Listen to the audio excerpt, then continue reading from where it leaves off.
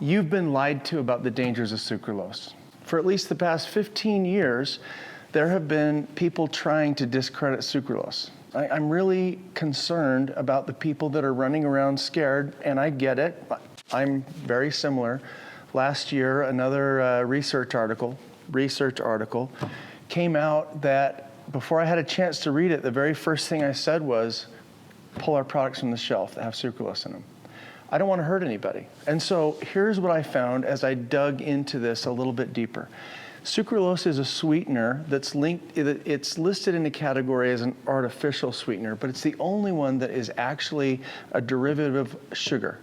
It's 600 times sweeter than sugar and tastes just like sugar. It's the ideal substitute. The problem is, over the past 40 years, there have been two studies. One came out about 15 years ago and one came out last year. I'll talk about the one 15 years ago first. It basically said, in summary, a rat was given the equivalent of about 50 pounds of sucralose and may have caused cancer. If you were to take that same amount and give it to a human being, you're talking about a human being consuming a Mack truck worth of sucralose, which it's not a reality. The other thing is, because it's been around for 40 years, there's been plenty of time for people to have negative effects from it and for it to be researched. The second study, the one that I referred to that had me running scared, basically said, because of the amount that the study said that you would have to reach to have negative effects, it was similar to 8,000 energy drinks.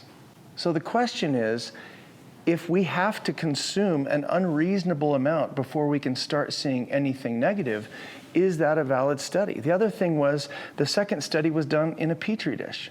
Now, for those of you that don't know, that's basically a dish of goo that you introduce whatever it is that you're studying against live tissue. Just about anything directly exposing live tissue to something could kill something. And so it's not a valid study. We're not a Petri dish. We are a human being that has protective levels of first pass metabolism. Stuff gets broken down in our stomach acid. We also don't absorb everything that goes into our body. Sucralose is one of those things. The real question that I ask myself as I put my tinfoil hat on, the sugar industry is a $78 billion a year industry. My question is, what does that industry have to gain from this? What do you think?